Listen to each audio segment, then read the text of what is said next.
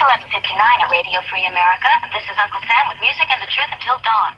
Right now, I got a few words for some of our brothers and sisters in the occupied zone. The chair is against the walls. The chair is against the walls. John has a long mustache.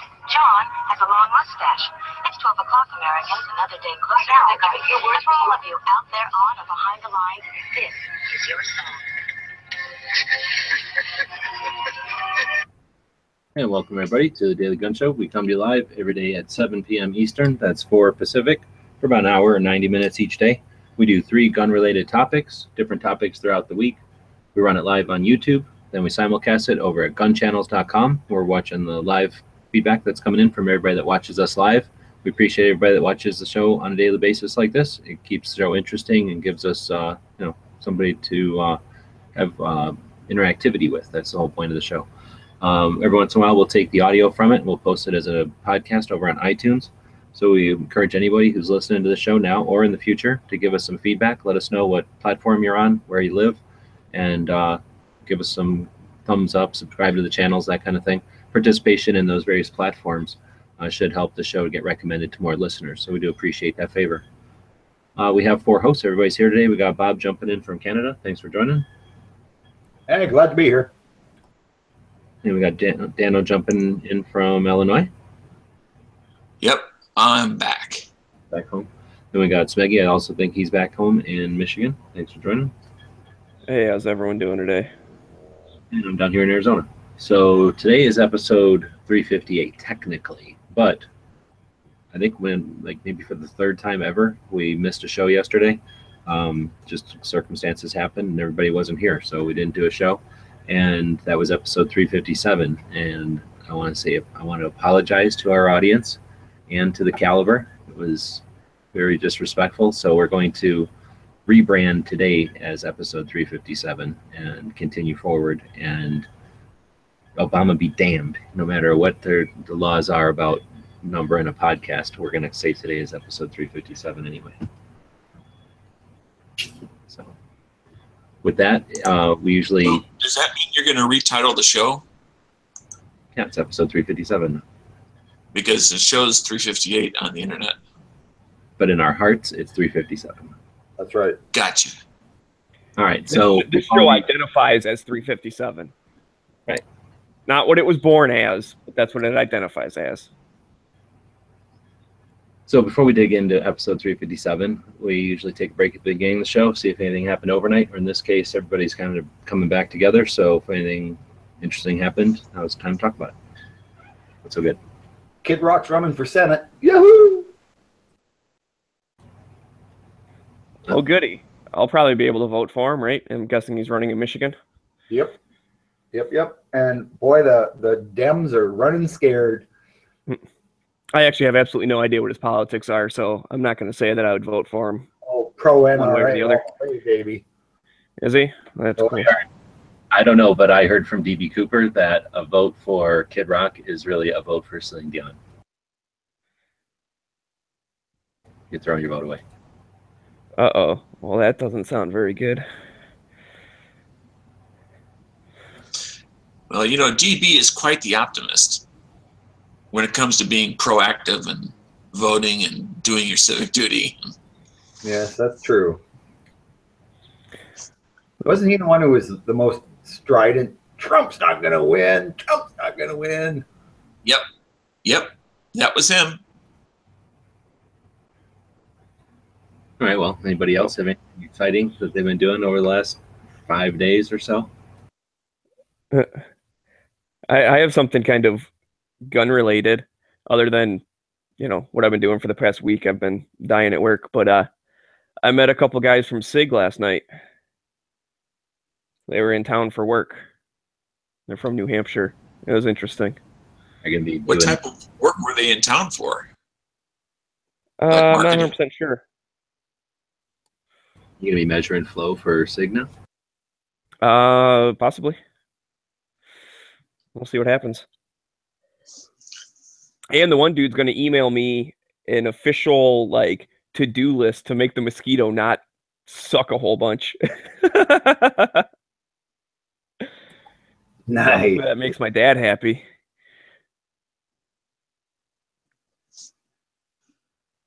So the way I picture it, these guys were minding their business. Somehow Smeggy overhears and figures out that they work for SIG. So he barges over in the restaurant and starts giving them a piece of his mind about that mosquito. Well, I saw the dude wearing a SIG hat and shirt. I thought maybe he was just an enthusiast or whatever. So I happened to pop by and was like, "Hey, is that a SIG shirt?" And he's like, "Yeah." I was like, "That's cool." And then he volunteered. He's like, "Yeah, we actually work for him." Blah blah blah, all this stuff. And I said, "Okay, well, what's your favorite gun?" And he goes, "Oh, I like all the SIGs." And I go, "Even the mosquito?" And he just got this look on his face, like, "Well, I mean, not that one, obviously, but all the other SIGs are awesome." We talked about the 320 a little bit and all this stuff, but anyways, that's once the mosquito was brought up, I was like, "Yeah, my dad got one, and he's pissed." Blah blah blah. And that's when the other guy chimed in and goes, "I got a thing sitting on my desktop that's 12 to-do lists, like a checklist of things to fix." So we exchange info. He's going to email that to me once he gets back to work. Oh, you got his information, so you got his store number. Yeah. That's pretty interesting though. So that was really what happened. You just seen a guy with a SIG shirt and you're like, "Hey, I know what Yeah, that is." Congratulations, Meg Jr. Like I said, I figured he was just like I was wearing my CZ hat, right? I just figured he liked SIG or whatever, and then turns out he actually worked for him. Cool. So when you shook hands at the end of the night, did he caress your hand a little bit on the way?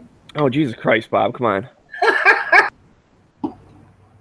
I forgot. I know I've been out of the loop of the Daily Show for a while. I forgot how inappropriate Bob always is. Yeah. Welcome back. Yeah. So anyone else have any adventures over the last few days? Oh, we're just pecking around, aren't we? All right. I don't think so. Probably not, from what I hear. No, No one did anything exciting. I don't think anything exciting happened to anybody. All right, so we'll dig in. So first off, we want to say thanks again to everybody who's listening to us live. This kind of got the show warmed up there. We got a bunch of people joining, so we always ask where people are listening from. Makes it interesting, and that way if we're talking about something that has to do with some place, then we know if we got some experts out there. So let us know where you're listening from, and if you would, give us a thumbs up on the YouTube side. Like I said, hopefully that'll get the show recommended to more listeners out there. So today's episode, 357/8.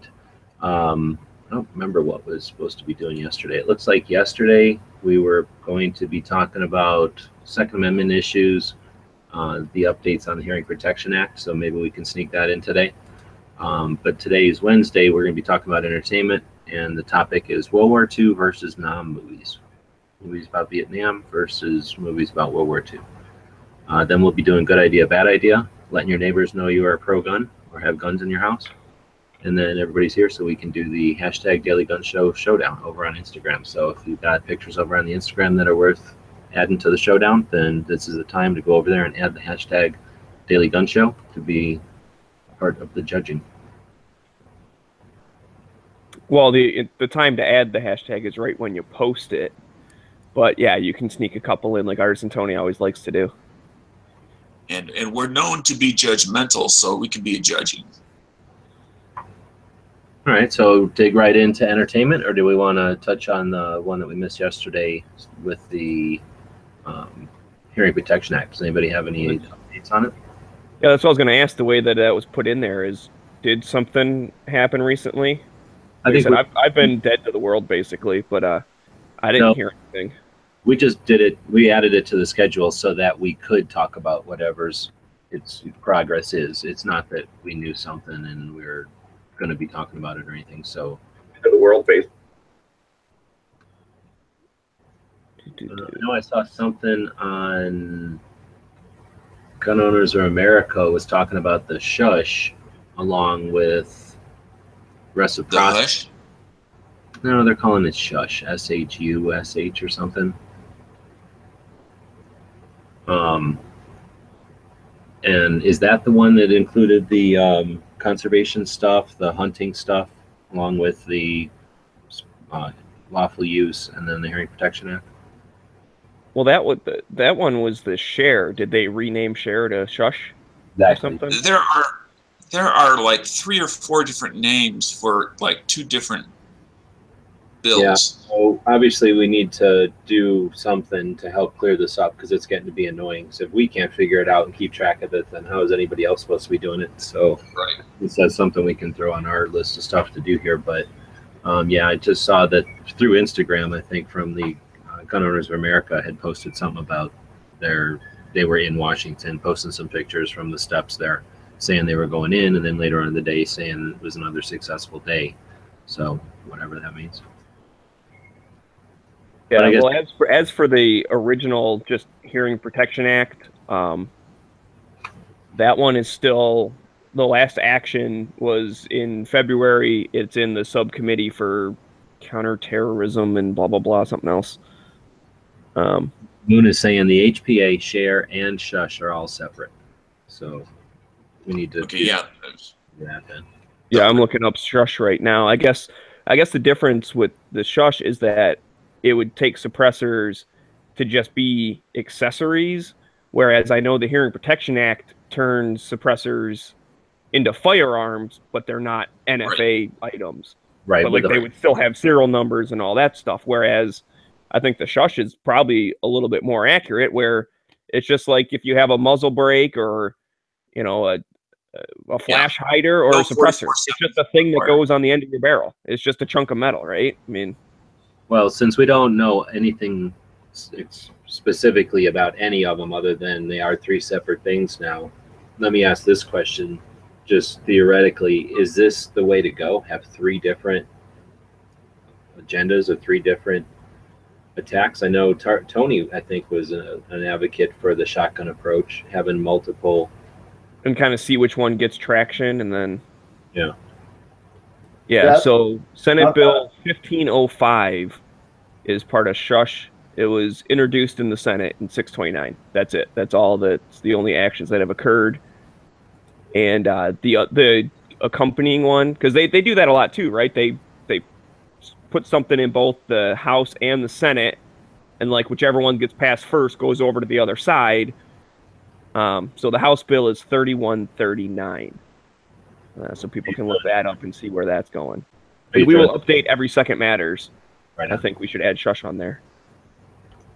Yeah, for sure. I figure once I'm driving, I'll have time, right? So I'll be able to listen to some podcasts and stuff when I'm driving, right? Because I'll have mandatory drive time, right? So I'll be able to listen to more stuff, which I don't do now. And then probably more time to just dig. And I don't know if I told you guys, I got a deal from AT&T. It's like a little thing that plugs into your OBD2 sensor where they plug in your car for emissions. And it just stays plugged in there and uses the car's power through there and gives you a Wi-Fi. So it's $20 a month for unlimited internet. So I should have internet wherever I'm at. So I should be able to hopefully dig into some of these things. Oh, that's going to be handy. We'll have to see how that works. Now, did they advertise what sort of bandwidth they're giving you? It's something like the first 22 gigs are high speed and then they throttle it down. So I don't know what the throttle it down means. I didn't read the fine print, but I figured the best way to check it out is just test it. Yeah, that doesn't matter.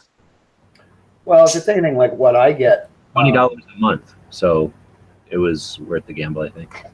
Yeah. Yeah. Well, for 22 gigs of high speed, for sure. But anyhow, so that's band chat stuff. So as far as having multiple bills, I guess I can see an argument for as well as an argument against. The basic argument against would be is that it's difficult to promote advocates, those that are pro freedom, pro gun, to advocate for the bills when it's confusing for us to just discuss them, let alone when is it time to promote each one individually as far as emails to your congressmen, your senators, whatever, and then trying to send an email that's intelligible on the subject. And like Everest is saying on the YouTube side, gives Democrats comparison basis, or is that bias? Such is too extreme. At least HPA has background checks, but that's leads me to think, is it going to be too much to ask the other side to have to deal with three of them, or is it the same thing as California? Well, California was ballot initiatives, so nobody had a chance to rebuttal them. These are going to committees, So if there's three different things going to committees, is the concept to keep throwing stuff at them until they just get sick of it and say okay, or is it just going to make them solidified against it? Yeah, I don't know. See, I personally think it's probably a good idea, because even the thing you said with California, they had ballot initiatives, but they also were passing bills that had the exact same thing. So if the ballot initiative got voted down, they still could have passed the bill.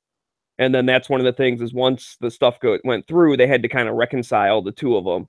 And that's why they're still trying to figure out what the regulations actually are, even though they're way past their deadline. I saw a thing about that on the ammo license. You have to be a licensed vendor for ammo now.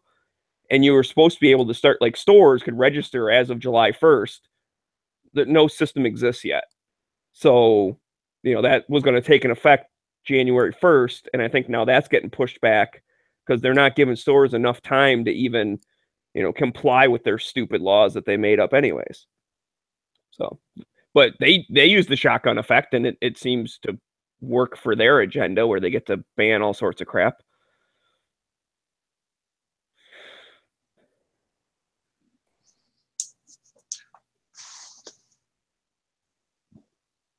Or where's our compromise? Why don't we just take but yeah, I would, for the antis, I mean, it may have worked. It certainly didn't work for defeating the vote that went out in California.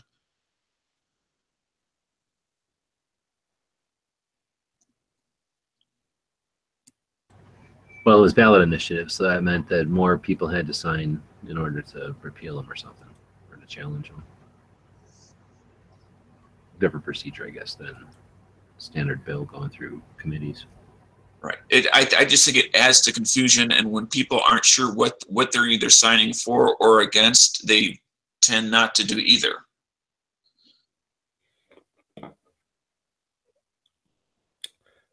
Well, I don't know. I mean, I get your point of, okay, if you have a bunch of them, as far as getting, support from the regular people to push, hearing protection versus shush versus share versus, whatever, Hush. all the other ones. Yeah. But at the same time, though, it also, some of them might be able to sneak under the radar because everyone's up in arms about Hearing Protection Act, and then they just pass shush, not even noticing. That kind of stuff happens. It's just, I like multi-pronged attacks. I've always said, right? I mean, we need to fight them in the courts. We need to fight them on the local level. We need to fight them on the federal level. Passing laws, then you're offering regulations, a compromise right from the front, right from the get-go. You're saying, well, although this bill asks for everything, we also put out another bill that asks for less. That's our compromise bill. Well, and what's wrong with, I mean, I know some of us really don't want to compromise at all, but I mean, better to get, something through that shows, look, we have this now. It hasn't been a problem. Maybe in the future, then we can change it to where it's that there isn't any anything, impediments to people procuring them. If there's any compromise, it should be at the bitter end and only to get it over the hump of being passed. It should not be at the get-go. I'm with Smeggy. Otherwise, there's no incentive for them for the other side to compromise. The multi-pronged attack is often, if you have the manpower, it's a far better alternative than trying to push everything through the middle. We know we don't have the manpower. Okay. We are the minority. And we don't have enough to push to just smash it through. So, better to take the best chance we have. Like Smeggy's saying, right? We attack on three fronts. Whichever front gains the traction, whichever one is making the most progress, then we can push that one. Better to get something through than get nothing through. Well, right, and I guess I just kind of disagree with you as far as that. It's like we're admitting compromise right off the bat. It's just it's different angles, and so some of them may be more freedom than others or whatever. But I don't think we're saying, hey, we want this, but oh yeah, by the way, there's also this other thing or whatever. Like, we don't actually want that. We'll just settle for something else. Yeah. I think it's just, I don't know, whatever. It just shows that we're see what happens, I guess. I don't see a problem with it, and that's I don't mind taking baby steps as long as we're moving. Obviously, the end goal, I'd love to just be like, hey, give us all guns back ever. Like, that's what I want, and I don't want to compromise on any of it, but I'll take what I can get. Well, that's your starting point. That's not your negotiating point. Well, I'm not the one negotiating. I'm not. I'm not anti-compromise. That's not what I'm saying. I'm saying there is a time to compromise, but you don't start off the bat from compromising. Well, I don't think they did start off the bat compromising. For one, the Hearing Protection Act's been around for a while, and Shush just got introduced on July 12th. So, and it's gone virtually nowhere.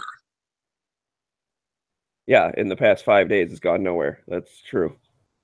But no, since it was introduced last year, and then it was reintroduced again in January. Oh, you're talking Hearing Protection Act.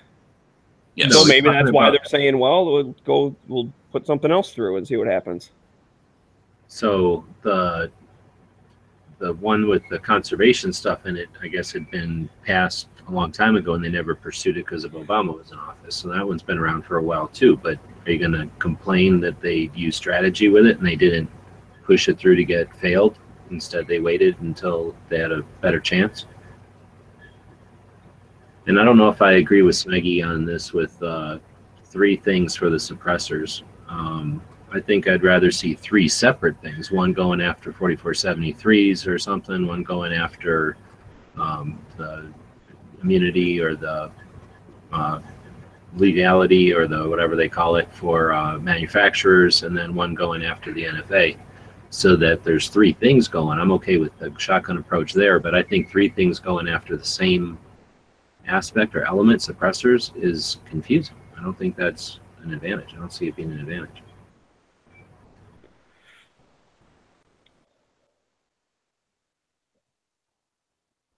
What's their motivation to give us more rather than give us less? Nothing. Well, considering that the majority of them are theoretically pro-Second Amendment people, and we theoretically have a pro-Second Amendment president, that's where the advantage is. They should be giving us the stuff we want so that we vote for them again. I think I don't know if it's possible, but maybe have somebody take a look and see if the 3, if they were all to pass, do they even apply anymore, or do they somehow interlock and do something? Maybe there's a reason to have more than one go through.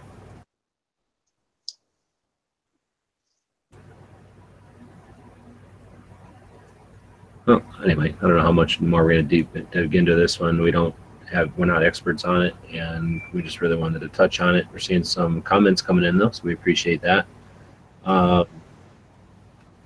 Moon's posting some stuff about the ATF building a $40 million facility to do investigative work on firearms-related crimes, I guess. And see a bunch of Smeggy typing in over there. So I'm going to suggest let's keep moving. Let's jump into entertainment. That was a bit of yesterday's show. Today's Wednesday, though, and we usually do entertainment and lighter stuff on Wednesdays. So World War II versus NAM movies, which are better?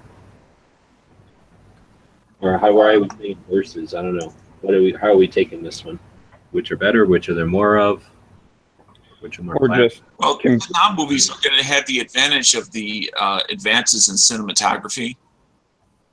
Well, no, because World War II movie, Saving Private Ryan? Exactly. They still make World War II movies. They're still making both, really. Okay. Yeah, I think that's apples and oranges. They were just 2 completely different conflicts. So to try compare them is, I can't even see how. Well, you can compare apples and oranges because you can talk about their similarities and talk about their differences. I'm going to say NAM movies. I like them more. They were more my parents' generation and not my grandparents' generation, so for some reason I like them better. Yeah, I think that's why I like World War II movies, because they were my parents' generation. Because you remember it fondly? It was a good time. But yeah, I don't know. Like that's I think one of the things with the Vietnam movies is that some of them kind of have like that almost an anti-war spin to them, right? Like they're trying to show like how bad it was and like how we shouldn't have been there in the first place and blah blah blah. Whereas World War II movies are just they're just action war movies. I mean, they still show some of the crappy stuff that happens in war, but there's been a couple Vietnam movies that it's like World War II, it's kind of propaganda-ish. World War II movies tend to be like in a propaganda / like heroic, patriotic way, where, like you're saying, Nam movies are more about the personal struggle or whatever with the individual and his. Well, let me ask a question.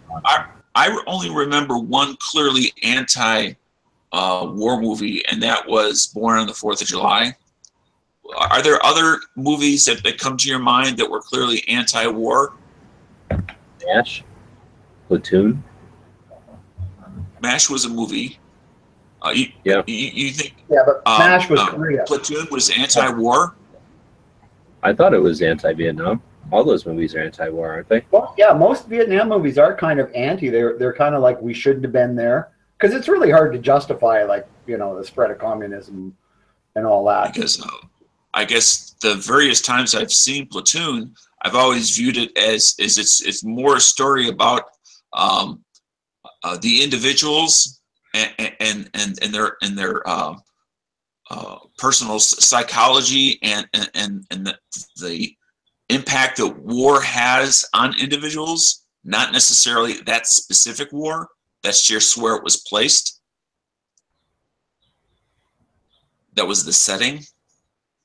Yeah, but they're kind of trying to show like, hey, war's crappy and it screws people up.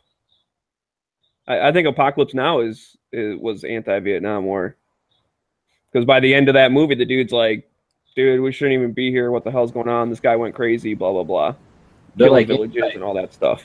They're like anti-war. I don't know if they're I mean, I guess they are anti-Vietnam also, but they're anti-war, right? They're supposed to show you like right. They were trying to get I guess how shitty it is. I could go along with that. Yeah, they're anti-war. They're not anti-Vietnam or anti-World War II. Because, I mean, MASH was anti-Vietnam, but it was made about Korea. Yeah, exactly. They made it, but they did that on purpose as like to draw a parallel and draw comparisons. So you're supposed, as the watcher, you're supposed to know, okay, this is actually about Vietnam, because they were basically making that, weren't they making it like while Vietnam was going on? So that's why they decided to make it about the Korean War. Something like that. I don't remember exactly when it was on TV. I never watched it live, but I thought it was around that same time or whatever. I did. There was if I remember correctly, there was a year or two overlap. Yeah, so it's still fresh. It'd be like what's that one? I forget now. But it was about like the first Gulf War, and it came out, during the second like Desert Storm thing or whatever. Like when we most recently went into Iraq, this movie came out about like the first time we were there. So that's one of those. I think they were making statements about the current one by showing the old one. But I think one particular scene in Saving Private Ryan where they're storming the beach, I could say the violence in that prolonged scene is by itself an anti-war because of its realism. It's not going over the top. It's giving people nothing's as real as being there. That's obvious. But it's giving people a better observation of the horror of war, any war. Yeah, but at least with World War II, I mean, there was no, did we do the right thing? Was it the right thing? There was none of that because it was a just war. Yeah, Hitler was a jerk. There was no arguing whether it was just or not. We knew it was. It had to be done. Are you going to sacrifice a platoon or a squad of guys for one guy?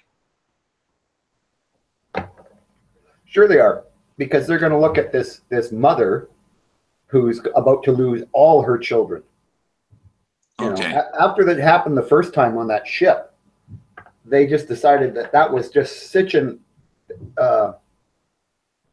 it was just so bad for civilian morale, which they had to look at, that yeah, it was worth it.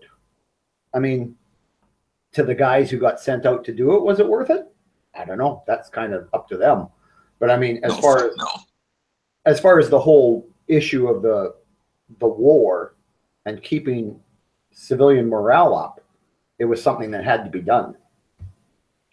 I disagree. I understand, you know, that those decisions are made, but I don't agree with that philosophy. So getting back a little more on the lighter side then, instead of debating if war should exist or not, what are some of your guys' favorite World War II and or Vietnam? Like if you had to pick one of each, which ones are your favorites? The best Vietnam movie is The Green Berets with John Wayne. Yeah.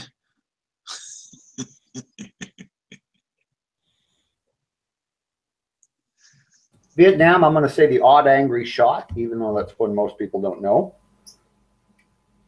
World War II, I really like Saving Private Ryan, although I got to say, there are so many great World War II movies.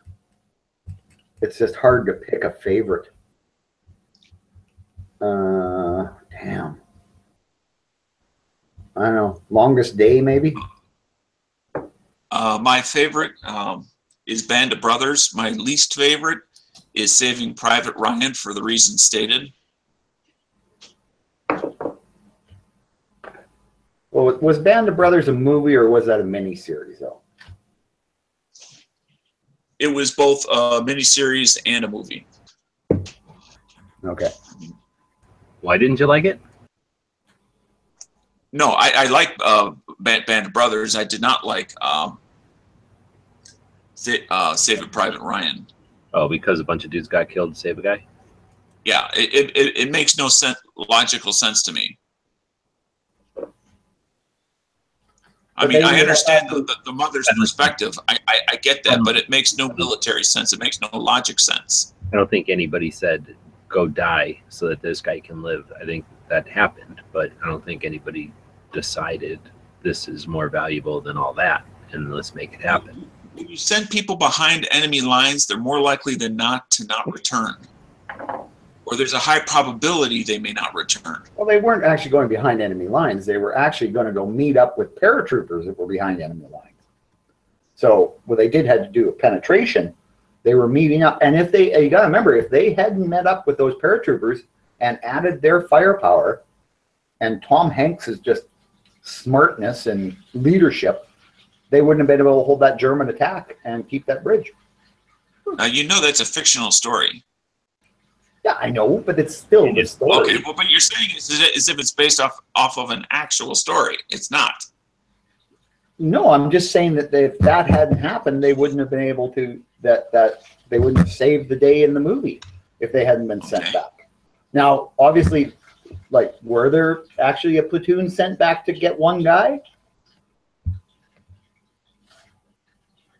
Because if that was all fictional, then the whole point of your argument about the waste of men, well, it was a fictional story then.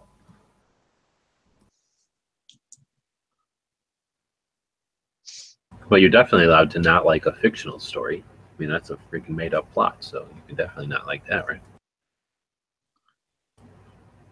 Anyways, Maggie? I like Apocalypse Now, and I like Dirty Dozen.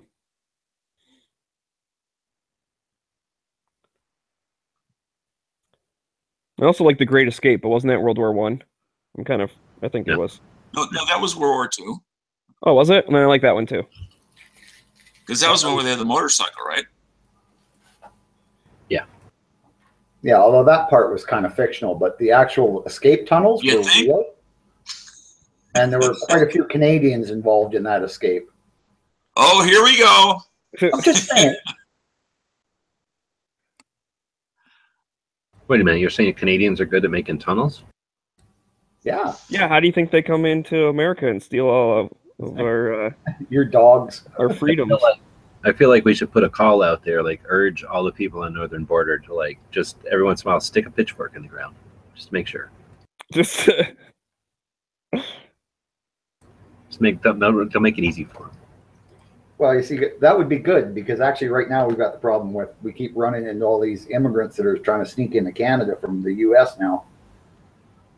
Tunnels get real crowded. They're going the wrong way, you know. So my favorite is Green Berets, of course, but the We Were Soldiers I really like too. And that's a more modern Vietnam movie about one of the first battles. Is that the one with Mel Gibson? Yep. Yes. One of the first. That was really good too. Oh yeah, very good. Yeah. And again, they had a chance to, you know, they have all the skill of making movies plus all the experience of what works and what don't for Vietnam movies. So, you know, they were able to make a different type of movie. Some of those movies were all made so close together that I knew that, you know, they had to be written at the same time. Like they didn't know what the other movies were. So they kind of overlapped their plots a little bit. This one was kind of unique. Really liked it. Yeah, it was actually neat. What was was it his sergeant major that would just use his 45? Everybody else, you know, when they got offered an M16, he went, use my 45. Like there'll be plenty to pick up when I need them. Yeah, that's right. Yeah, there'll be plenty to pick up when I need one. That's pretty hard. Unfortunately, that's the way it is, though. All right, well, so do we want to keep going with this or abbreviate it and keep going? We can always touch back on the topic for sure. Oh, yeah. I think it's a good topic. We can deal with that another time and go into it more depth. I'm not sure if that solved war on this one, so that's I feel pretty confident in that. Yeah, feels like we did. You're welcome. So I don't know if that one came in from one of the strategy sessions on the second Saturday of the month. We get together with our Patreon supporters and plan out the topics for the shows. So whoever sent that one in, thanks. It was a good one. We'll move into good idea, bad idea, where we go around the panel and see how we fall on an issue. Today, it's letting your neighbors know if you're pro-gun or you have guns in your house. But before we do, we always take a break between the first and second segment of the show each day to feature one of the members over at Gun Channels. Gun Channels is a place we built a while back. It's a community. It's focused on firearms. It's all kinds of things to do over there. It's a lot of fun. We encourage you to check it out. And bless you, Dano, I think. I hope you're okay. That or he just had a stroke. I didn't realize I was not muted. I was yawning. Oh, I thought you stabbed someone. So today the member we're featuring is DB Cooper. Divot. So been a feature at Gun Channel since the beginning, literally member number 3. We've featured him a few times in the past, and always a lot of fun to have him around. And he's been around for basically longer than all y'all. I can comfortably say that. So interesting guy, and kind of people we built Gun Channels for. Has a good time, comes in, hangs out, makes everybody happy. I might challenge that. Well, I mean, the man does have a purse dog, so you know that's kind of weird. But yeah, DB, it does make it interesting, for sure. He definitely has a unique sense of humor, and definitely has the ability to make me laugh occasionally, and sometimes goes a little bit on the bleeding edge of humor. Sometimes bleeds a little bit, but it's only once a month. That's true. Yeah, no, I like DB. I mean, one of the things is, like you guys were alluding to, yeah, he does joke around and, you know, some would say kind of trolling-ish, but he's very knowledgeable, and especially if you can get him talking about stuff he really cares about, like, I don't know, I like when he gets on his roll and he's actually dropping some knowledge bombs. And he's a super cool guy in person, too. About I've met him a couple times.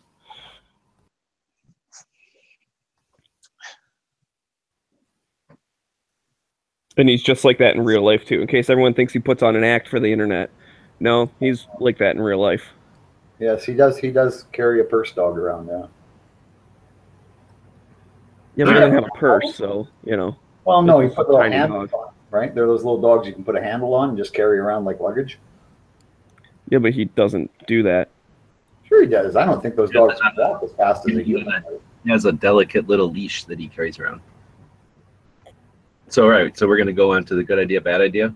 letting your neighbors know you are pro-gun or you have guns in your house. We'll go from my left to my right. We'll just see what everybody thinks, and then we'll hash it out. So, Bob, good idea, bad idea? Well, come on. Good idea. Dano? Letting your neighbors know you are pro-gun or have guns in your house. Generally speaking, bad idea. Maggie? Good idea. Bad idea. All right. So where did we come down? Me and Dano. What was Bob? He was good idea. Oh, good idea. Yeah. So me and Bob and Smeggy against me and Dano. Yeah. Can I get new teams? Out in the chat. Let us know out in the chats. We got a YouTube side. Let us know what you think. Gun Channel side, of course. And then we got Facebook out there. I think it says there's people watching. It's hard to say because Facebook's stupid. But let us know what you think. Is letting your neighbors know that you are pro-gun and or have guns in your house a good idea or a bad idea? All right, so now we got people chiming in. There'll be a little bit of lag before we get to see what everybody's saying. But who wants to? Well, I'm going to go with this. Is I understand where the bad idea thing could kind of come from, right? If you're worried about your neighbors, I don't know, whatever, breaking in or something or whatever. But I generally trust my neighbors. I don't feel that they have any ill intent. And I like the whole, we've said it a million times before, I like showing these people who they might just know me as, oh, there's that guy that mows his lawn and washes his car or whatever. He also happens to have guns and he's pro-gun. Like, that's, I'm just a normal person. So that helps break down that stereotype of only crazy anti-government tinfoil hat people have guns or rednecks or whatever, right? Like, so I like that idea of it. And the few times I've done it, I found out that they were into guns too. And so now I have a buddy to go to the range with. So that works out good. You never know that if you're in the closet all the time. And I'll put the caveat on that too. That I see out there, you know, depending on the neighbor, better know them well and stuff. I agree. I don't like knock on the door when the moving truck's there and say, "Hi, I'm your next door neighbor. I have guns." I at least get to know them a little bit, right? And then as throughout conversation, obviously I'm going to end up talking about guns because that's something that's very ingrained in my personality. So then it just kind of comes out naturally. Yeah, second sentence out of Smeggy's mouth is, "Want to see my gun?" I don't know if she's cute. Yeah, exactly. No, you know why I am is because I don't really have an alternative. The way I live my life, you know, I have NRA stickers in the truck. I wear NRA t-shirts. I'm in and out of the house carrying rifle cases. My neighbors know I'm into guns. It's just like, you know, the way I am, I can't hide it. So, and I don't really worry about it because if I'm not home, the dog is, or, you know, somebody else. Other than that, I'm on the road, so I'm always in the vehicle with them. So it doesn't bother me to people know I am pro-gun. I'll go ahead and go next. If you first of all, if you decide to share that information with your neighbor, you know, you don't necessarily know ahead of time unless they've shared it with you. First of all, are they pro or con? And if they are con, how vehemently they are. The other thing is that you don't necessarily really know who they are as a person, how trustworthy they are as a person. What are they really like when times go bad? Well, yeah, but under that philosophy, then you're not allowed to talk to anybody ever because there might be bad people. I mean, I go on the assumption that most people are generally good the vast majority of the time. I understand it's very vague, but that's, if you assume everyone's basically good, most of the time you're right. And then obviously, like, if there's obvious things of why you wouldn't trust them, you know, then yeah, I wouldn't. I had an old neighbor. He ended up being a freaking addicted to pills and stuff. Yeah, I'm not telling him that I have valuable guns in the house, but all the other ones were fine. So, you know what I mean? It's like, I understand you have to make that judgment call sometimes. Which is also why I don't open it. Hi, how are you? I have guns. And says, oh, I every spring I like to go shooting with my dad or something like that. That's an opening to at least indicate the possibility that they have an open mind. And that's the point that I would then open up and discuss it with them to a limited point. So you wait for them to come out to you and then you come out to them? Well, it depends on how the topic, if it comes around naturally, I may bring it up if we happen to be on it.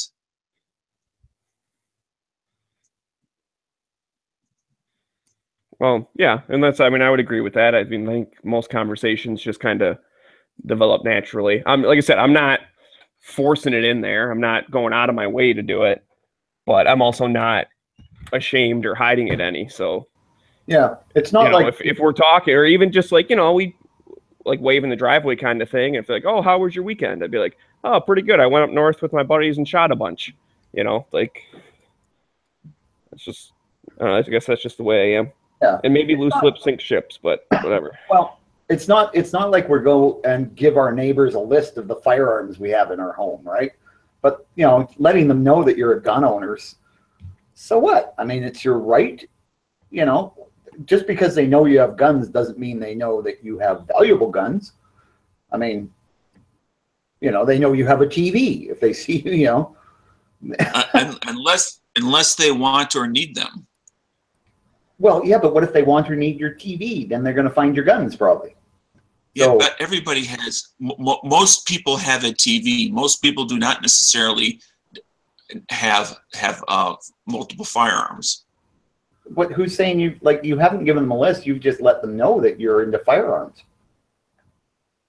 Does maybe you just collect Jennings, right?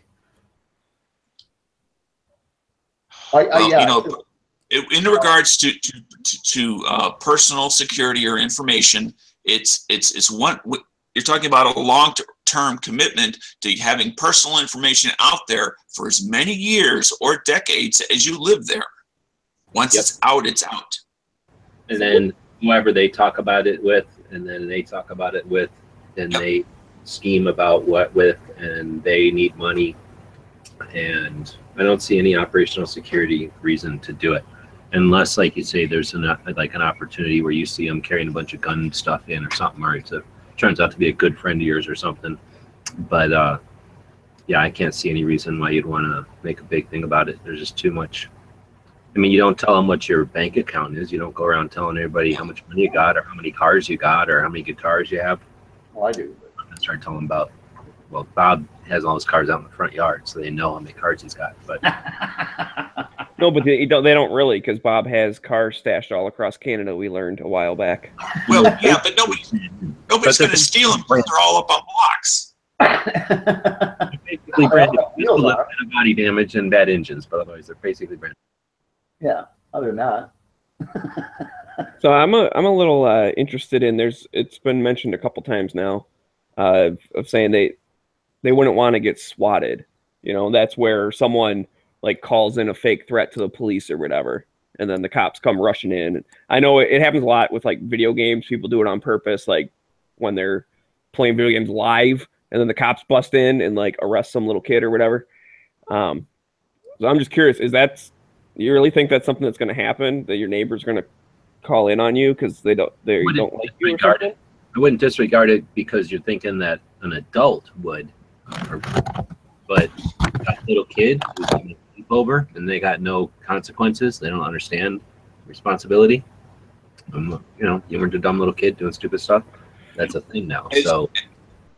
And as G-Whips was talking, let's say that you're talking to the man. Let's say it's a couple that's married next door. It has a couple kids, and you're talking to the guy as he's out there cutting his grass. And then later that day or a week later, he just happens to mention it to his wife or whatever. And in the room next door is their 13-year-old son that just happens to hear what they're talking about. And they weren't telling him specifically, but now he knows. Or maybe he gets sat down and says, if you're ever over at Uncle so-and-so's house, you make sure that you don't touch any of his guns that he's got laying around. He's got guns everywhere. what I mean? So some kids might get that sit down, and now they're at school saying, "Oh, my friend across the street has guns everywhere." And then he shares it with his friend. No, in my example, I'm taking it along, but I'm just showing at any one of those points is a point where you could have a problem, where all of a sudden, and one of his friends decided, how can I make some easy money? It's not that the guns are worth all that much, the fact that they're worth anything. But that same kid could learn that by seeing you walk out to your car with a rifle case while he's mowing your lawn or mowing the neighbor's lawn. I mean, it's like, to what lengths do you go to hide the fact that you're a gun owner? That to me is like, it's going to be perceived by a lot of people is that you're ashamed of being a gun owner because you're hiding it. Like Smeggy says, get out of the closet. Like, we don't have to be ashamed to be gun owners. We're not doing anything wrong. All right, so you're going to go ahead and put a gun sticker on your bumper, protected by Smith & Wesson, something to that effect? Well, no, but I have NRA stickers. But wait a minute, you're proud. You're loud and proud. Well, yeah, he's got an NRA sticker. He is proud. So there you go. Right. I've got like VZ58s on the back of my camper, silhouettes of them. I mean, I'm not worried if people know I have firearms. I mean, because we have talked about the bumper sticker thing more than once in the show. Yeah, and I actually, don't have a problem with it. I do it. So. And even that, I'd think of, the bumper sticker thing. You're now telling the entire world or anyone on that road versus your neighbors, which again, I would think you'd have a pretty good grasp over if they're decent people or not. Yeah, but the thing is, you drive down the street with your stereo playing loud, your maybe speaker or decals about what sound system you have or what performance parts are on your car. Bad people who want to steal your shit are going to steal your shit, and they just as easily follow you home in your car as they follow you home because you got an NRA sticker on the back window. So, to me, it's what's the difference? I look at a firearm as just being, it's a tool, just like any of my power tools or anything like that. So it's a tool someone could steal. But other people don't look at them like it's a tool. But I don't worry about, I'm advertising, I have because it's not like these are diamond encrusted. It's not like they are some special talisman, some magical thing. It's just a firearm. It's just a tool. So, okay. Well, and I understand that's how you look at it, but other people who need a quick $50 don't look at it that way. So they're just going to bust out the window in your car and steal something out of your car, right? What's the difference? Like, I'm just saying, what's the difference? It's just a tool that gets stolen. Now, I mean, that's probably I why don't want my firearms being used against anyone else nor myself. No, but it's not your fault if someone steals yours.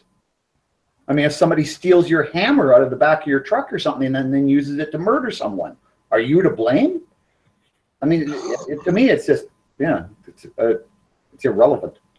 It is just a tool, and I don't see why we need to be ashamed or to hide the fact that we like them and may have some. Doesn't mean we do. No one has said the word ashamed except for you. Well, it's just the way you're acting, I guess. I mean, the way you hide the fact that, I'm a firearms owner.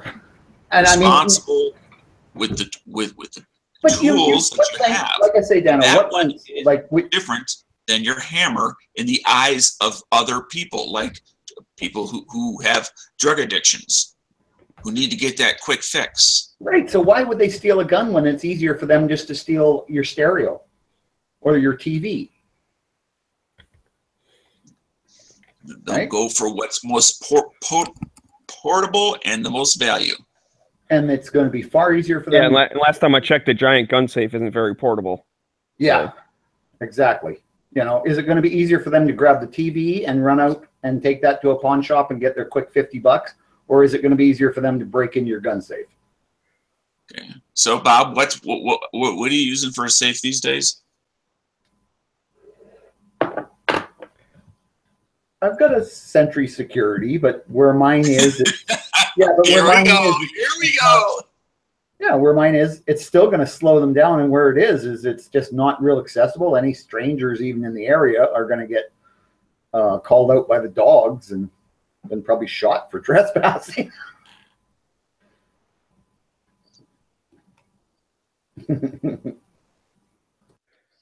I guess for me, it just all comes back to the whole, do you trust your neighbors or not kind of thing. And I live in a world where, and I'm lucky I live in a nicer neighborhood where I do trust my neighbors and I'm not that concerned about them. And I think that that's a big part of what it comes down to. What type of neighborhood do you live in, and how long have you lived there, and how long have you known your neighbors? Those factors right there make a major difference, I think, in what will make somebody either open up or not. Indeed. Right. Well, and that's like you guys even alluded to earlier, where you said, like, if they bring it up first, then you might mention it, type of thing. So it's like, you know, you're still not necessarily opposed to it if they're like-minded people. No one's more concerned about my personal security more than me, and no one's more worried about Smeggy's personal security more than Smeggy. I mean, that's a natural thing. Well, his mother might worry about his security a lot too. I think Smeggy's she worries more than me. All right, so I think we agree that it's a bad idea. I don't think so. We agree that it's a good idea. Yes. With caveats. Don't just go blurting it out to any old person within the first 2 seconds. Don't put a billboard in your front yard that lists all the firearms you own and what they're worth. That would be a bad idea. Well, what's the matter? Don't you want to share? Are you embarrassed, Bob? I'm not a Democrat. I don't want to share all my shit. Oh, now you're changing your mind. No, I never said I wanted to share it. I just said I wasn't ashamed to let people know that I was into firearms. Yes, yeah, I think that opens up a good conversation. Or a one-way conversation. I mean, I don't know if G-Webs wants to move on yet or not, or whatever, but I think we should. Well, there's one more aspect of it, because we've talked about, you know, you're afraid they might come steal it now they know you have something valuable or whatever. But do you also maybe fear, if they're anti-gun, that now they're not going to talk to you because they think you're crazy? I mean, and my defense of that would be like, well, then good riddance. I don't want to be friends with someone who's like that anyways, so screw them. If they're closed-minded, I don't care. But is that something you consider also, or are you just concerned about, you know, them not getting stolen? Well, when my kids were younger, I also took into consideration, if my kids played with their kids and the whole dynamic situation there. So that was a factor. It's no longer a factor now, but it was a factor, 15, 20 years ago. I don't think it's just a factor of being stolen. It's just that depends on where you live and that kind of thing, of course. So this question has, like we were saying earlier, if you're living in the country versus living in an apartment in the city, that's two different situations, right? Yeah. If you just moved in the neighborhood versus if you lived there for the past 15 years. Well, that's what I was going to say, is I live in an area where the neighbors change quite often, like sometimes months, right? So there's just not a lot of that neighborhood whatever going on, because people don't stick around for the most part long enough to even be part of anything like that. And a couple of the old people, aren't out there giving a shit what's going on in the neighborhood either. So it's just, every neighborhood's a little bit different, I suppose. So that's where I'm not trying to say it's a bad idea just because I'm paranoid of them getting stolen or something. It's just that I don't know if there's any point. Sometimes you just don't talk to neighbors about anything, let alone guns. And I don't want guns to be the only thing that comes up. But I've lived in places before where it was the opposite, where people have been there for a long time. You could tell people were going to be there. They were moving into the houses and, making them theirs. And that would be a whole different situation, especially like on a cul-de-sac or something where everybody, it's going to kind of. Right. Well, that's like the neighborhood I grew up in. I mean, there was like 15 kids plus or minus a couple of years of my age. So our whole neighborhood, for one, like you said, they kind of stayed there for a while. Like most of the families, the kids all grew up and like graduated high school before the parents moved away. Now, some of them did move every once in a while, but I mean, I spent my whole childhood just walking into people's front doors, seeing if the kids were home. You know, I knew all the parents and everyone liked each other, and it was fine. Yeah, yeah, that's the way. But here's the thing: I lived like that for a while too, and every time I've ever lived like that, guns were just a thing. Just like having motorcycles and having barbecues and having a kitchen. I mean, there was just guns, right? Right. Well, especially if you live in the country, you know that everyone has a gun because everybody in the country has a gun. So it's not that, you know, oh, he's a gun guy. It's like everybody has a gun. That's just part of living in the country. Yeah, and then it would just be, if you're going to tell people that you're into guns, like you shoot them all the time. Right. Well, yeah, and usually they know that because they hear you. Yeah, that was something, I forget who it was. Someone had mentioned that earlier. They said, well, I think it was Pants. It's like, I shoot in my backyard. So that pretty much tells your neighbors are into guns if you're shooting in your backyard. Exactly. But you also probably only have 3 neighbors, right? So, yeah. Kind of like being into motorcycles. Your neighbors know it. Right. Yeah. But anyways, I think we solved that one. We can each claim victory if you want, but I think I won. I think I won. Maggie, you and I won. What? The end of the second segment of the show? Mr. Interrupter. Hey, he said that was enough. He said it. Smeggy called it. All right, I'm ready, Dano, in case you were about to ask. All right. Here we go. It's time for the Tactical Pop Quiz. I know you missed it, but it's back.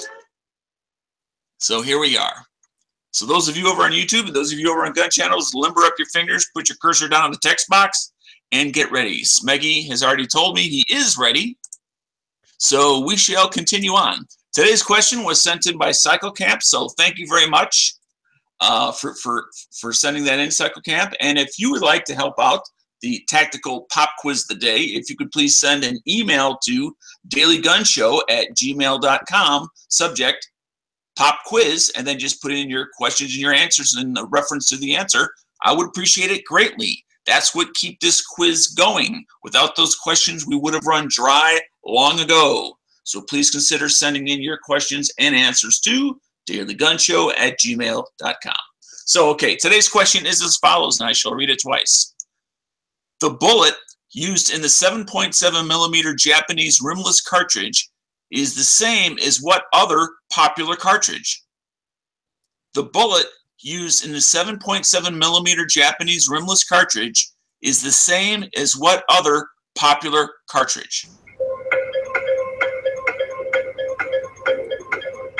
9mm? 303? 42? What?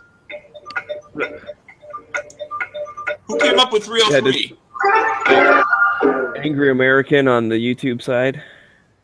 Angry American, you nailed it right out of the gate. Congratulations, Angry. It is 303 British. Congratulations. You're today's Tactical Pop Quiz winner. Two thumbs up from Dano. But that was quick. I thought it would take a long time. But I guess not.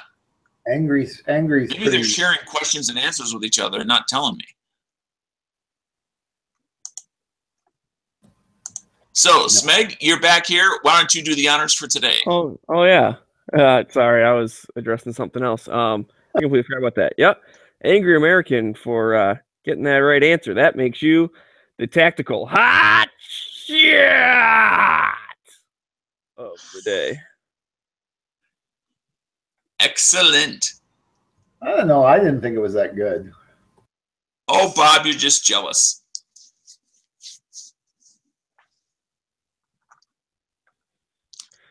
Well, I've been gone for a week too. and a half or whatever. Yeah. And send those questions and answers to dailygunshow@gmail.com. You got it right, Dano. Way to go. What's Thank that you. email again? I've only heard it 57 Don't make me times. say it 4 times. dailygunshow@gmail.com.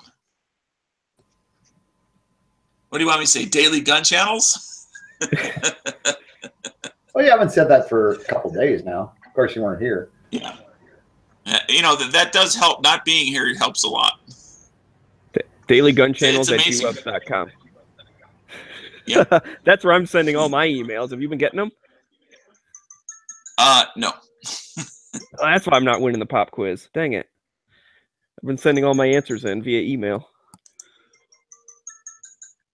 All right. Well, with that, But I have not checked the email since I left last week, so maybe something's in there. Who knows? that will take us into our next segment of the day. So, what do we want to do next? We can do one of the various things that we have on a daily basis. Somebody can hit their phone or whatever. I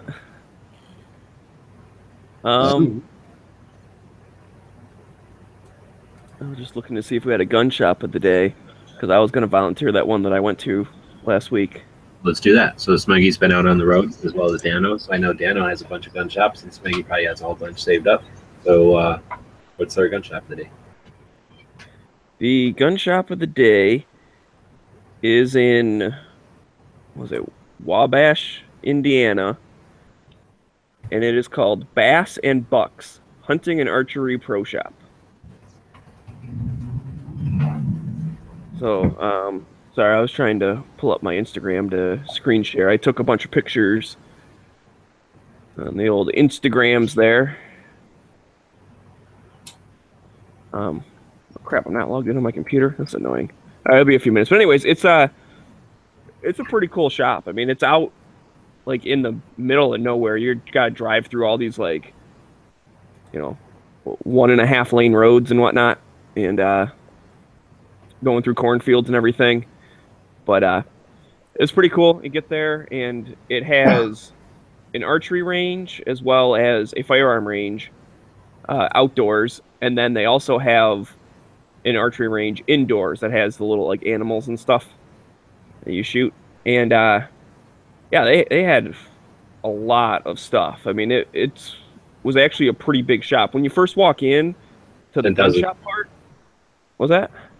10,000 square foot full service pro shop. Yeah, like when you first walk in, it looks like it's a small little building, right? Like it's kind of like the gun part of it's kind of small. And then there's like a little doorway.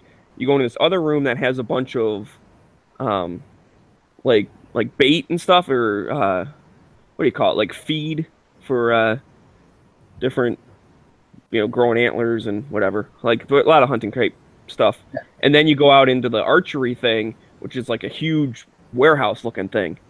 And they got tons of stuff for archery. I wandered through there. I didn't really know what I was looking at because I don't know much about archery, but it was pretty cool. And the people in there were really nice. And I was trying to kill some time there. So I was trying to meet up with somebody, and he wasn't responding to me. So, I walked around and stuff, was talking to him, and it was pretty cool. Oh, they were having an archery competition. I guess they do it once a year. So I just so happened to show up. But yeah, that was pretty neat. It was kind of like a woods walk kind of thing, where you go through different stages or whatever, and just like shoot the stuff as you come up on it or whatever. And then they had this other thing where it's a steel silhouette of a deer, and just the kill zone is that foam. So you shoot your arrows at it. They put it like whatever, 15 yards or something. A bunch of people shoot at it. If you miss, you're out. And then they move it back 5 yards, and everyone shoots again. They move it back. They move it back. So I was sitting there watching that, and a whole group kind of gathered, and it ended with 2 people shooting at 80 yards, and the one dude hit, and the other guy just barely missed. His arrow actually stuck into the steel, like just next to the foam part. That happens to me a lot when I shoot bows and arrows too, because I'm so strong. That the arrow will go into steel and stick in there. Real problem for me. It was pretty neat. So that was fun. Sorry, I'm still trying to get into Instagram and stuff. And then I'll screen share. But anyways, I just took a handful of pictures. When I talked to the guy in the store, I was like, "Hey, do you mind if I, show some picture, take some pictures and stuff?" And he was like, "Yeah, go ahead." And he kind of asked why. I said, "Oh, well, I do this daily gun show thing, and blah blah blah." And he's like, "Oh yeah, any any advertising or any exposure I can get will be helpful." So there's their sign. You can see, like, this is like the front lawn. That's because of that tournament. They had like a million cars there. They got people parking up front. There's over on the side there, like this way, is a huge like gravel parking lot that was all filled up also. It says they got 157 acres. Oh, I didn't know it was that much. But yeah, I pretty much just took pictures of the gun shop part. So they got that's that Keltec thingy. Bunch of guns in the back. I mean, it's... Look at all them comments. Yeah, a lot of comments.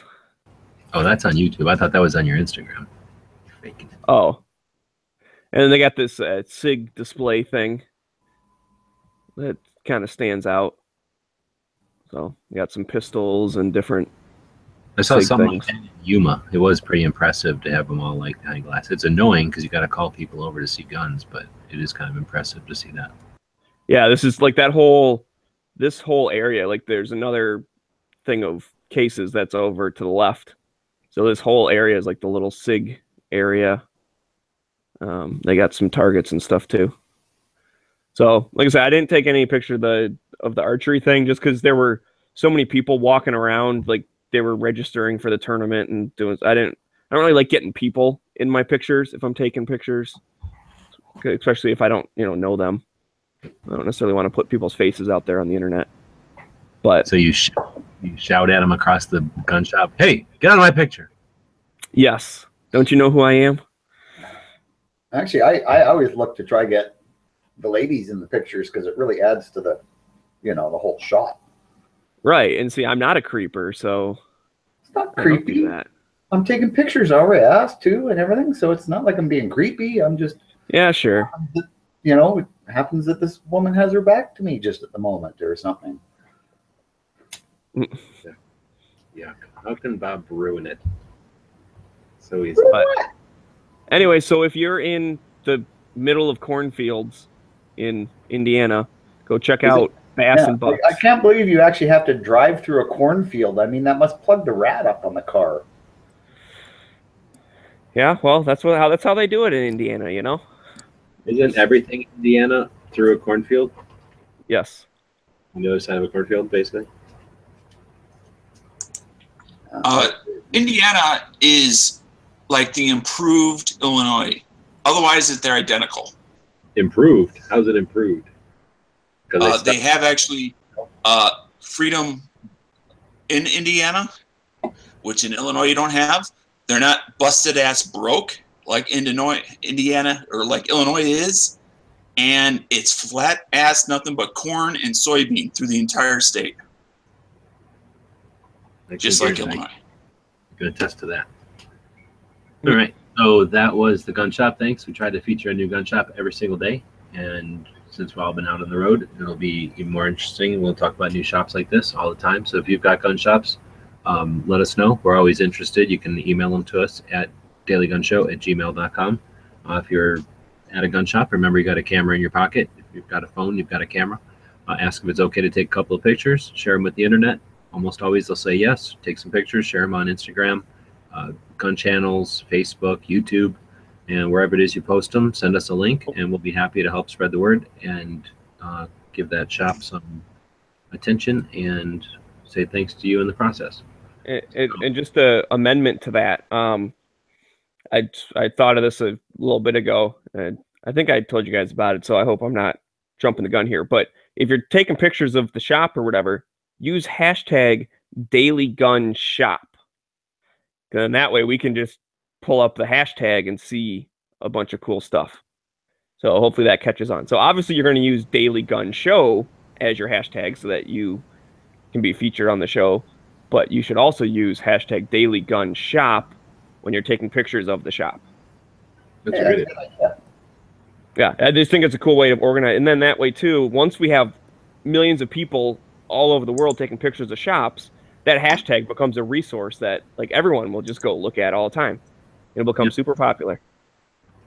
Oh, and there goes Facebook. So we had been streaming on Facebook, but my phone died, so it's no longer streaming. So that means we can head over to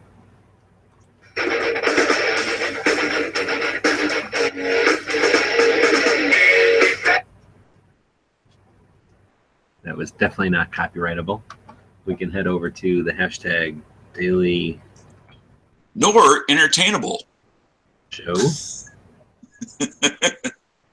Looks like we're at 598 posts over there. And it looks like last week we had those hands.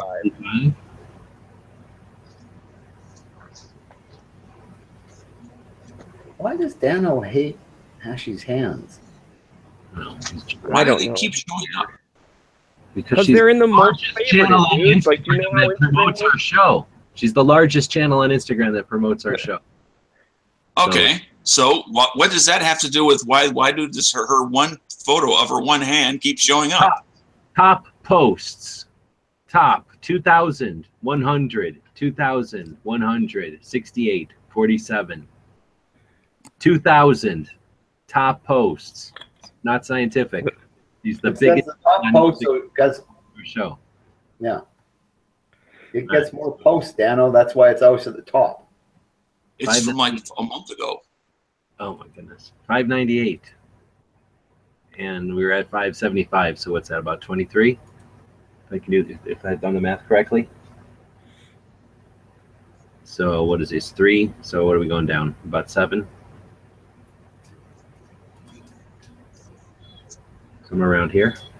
CNN. I don't remember. Do I remember those? I don't remember those. I don't remember any of these. I remember this one a little bit. So I think we'll start here. Oh, there's a heart on it. Well, I don't know though, because Xbox. Well, yeah, maybe. Sorry, buddy. I think I kind of remember that one. No, this is kind of weird because my picture from when I went off adventuring was in like the morning before I saw the gun shop, and that one's like way down, and then my pictures of the gun shops are like way at the top on my phone. So did Instagram change their thing? This says July 11th here. Now we're still on July. Apparently, you're not a big deal. No, it's just weird that they should be right next to each other because they were posted a few hours apart from each other. But It whatever. says- Well, maybe Does it's it go by number of? this is one of his Through the Crosshairs videos. Watermelon. I think he was in the chat the other day buying that watermelon over at Walmart. That worked pretty good. Yeah, that's pretty cool.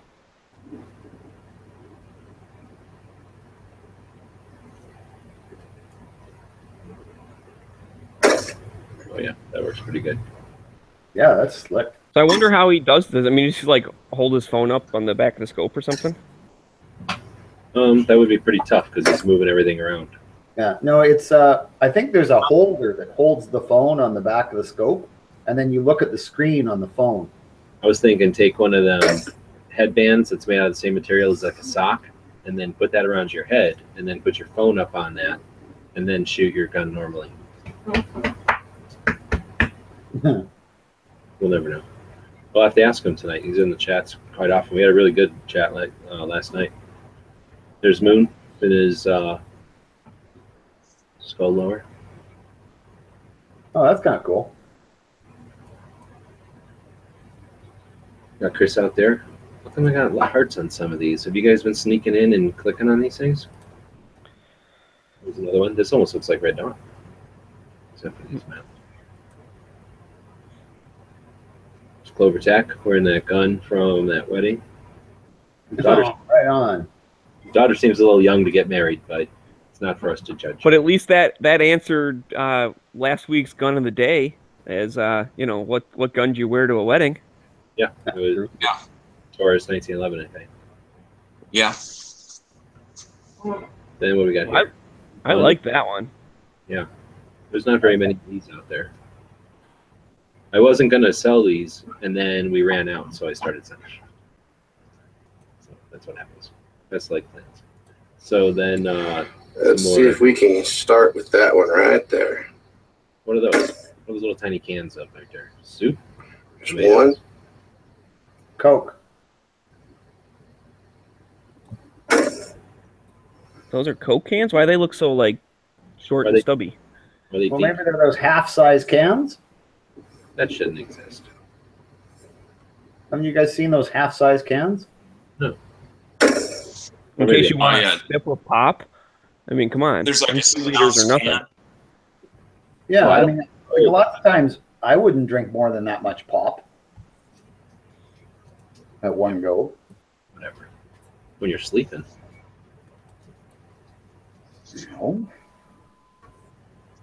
It's like we got first time shooting this barrel, 5.56.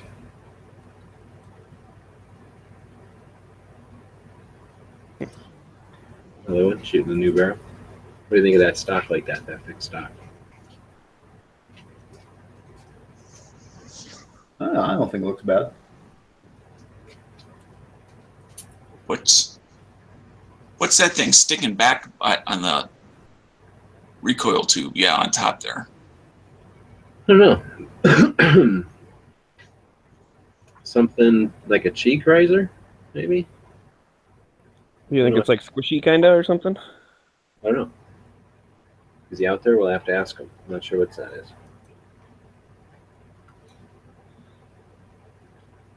Angry? Look at the little keys.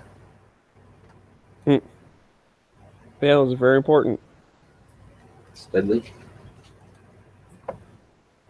That's a good one. It's hard to get shotgun pictures sometimes. It's a pretty good one. Yeah, especially with that long barrel like that. Oh, here we go. Now that's interesting. Yeah, that took some time to set up. I wouldn't mind playing that game, although I'd always forget which one was what. Like, is the 2-2-3 the bishop, or which? I forget.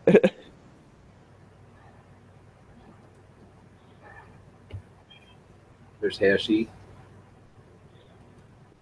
And I didn't even comment. There's James. It's only the one photo. Okay. There's It's another only one. the one most popular photo. What's he doing with that little tiny gun out there? Kind of looks like the Red Dawn rocks again. It does kind of look like Those that. are definitely the same rocks that he took the other pictures at. Look at that kid. The kid sleeping like that. He's sleeping. Isn't that cute? He could just reach out and touch the trigger. Some kids get teddy bears. Some kids get pistols. I didn't know I was shooting eggs. Dang, man.